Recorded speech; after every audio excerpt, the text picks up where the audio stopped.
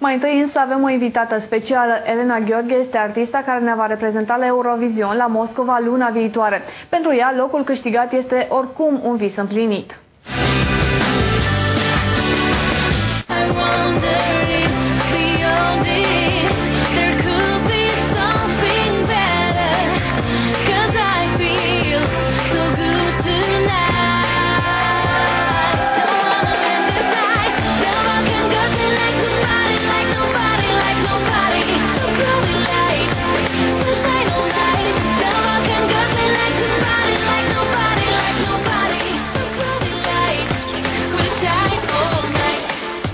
De mică m-am uitat la Eurovision și de mică mi-a plăcut competiția.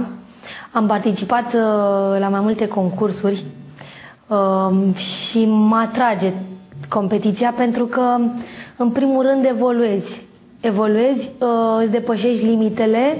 Și anul ăsta parcă a fost dat. Povestea cântecului României de la Eurovision este mai neobișnuită. Elena a văzut la televizor anunțul pentru preselecția de la Eurovision și ce s-a gândit? Am sunat pe Laurențiu Duță, cu care colaborez de vreo 4 ani de zile. Este producătorul meu muzical.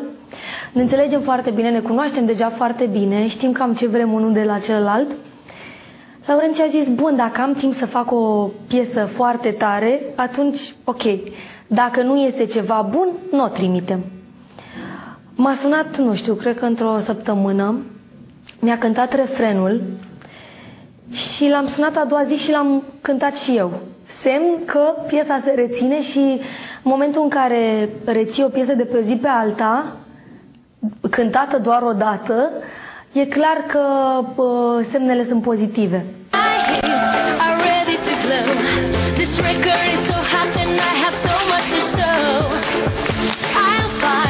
A boy for a kiss, who knows, maybe he'll be my prince.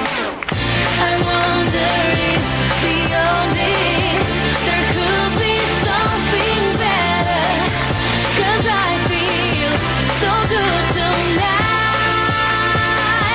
Emoțiile de la concursul național au fost uriașe și după o zi lungă a primit votul românilor și al juriului și laurii. Acasă, cei dragi au făcut o surpriză emoționantă. Când am intrat în casă, toată lumea striga campioana, campioana, campioana. Nu știu, a fost așa, pentru prima oară când l-am văzut pe tata plângând, a fost așa un moment extraordinar și acum mi se furnică pielea când îmi aduc aminte. Ce să zic, aș vrea tare mult să mai retrăiesc momentele astea. Și cu siguranță le va retrăi. Mai e foarte puțin până pe 12 mai, când va urca pe scenă la Moscova. Am hotărât conceptul. Avem mai mulți creatori de modă care lucrează pentru vestimentația de la Eurovision, de la Moscova. Emoțiile sunt mari, dar Elena este o învingătoare. Niciodată nu a știut ce îi va aduce a doua zi. A preferat să ia lucrurile așa cum au curs ele și până acum i-a mers din plin. Abia așteaptă să cânte în capitala Rusiei. Pe scenă vom fi 6 fete, un backing vocals, 4 dansatoare și eu. Și eu sper că The Balkan Girls să vină cu victoria acasă. Și nu victoria aceea de a aduce neapărat Eurovisionul. Eu m-aș mulțumi dacă am fi printre primii 5. Elena va cânta în semifinala de pe 12 mai și, dacă avem noroc, va urca pe scenă și în finală, care va avea loc 4 zile mai târziu.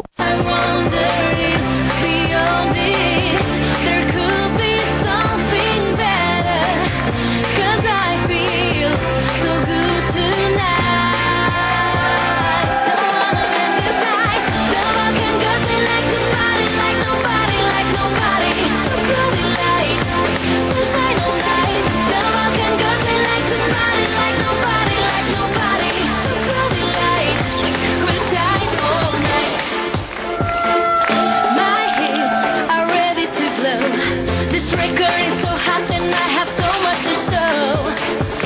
I'll find a boy for a kiss.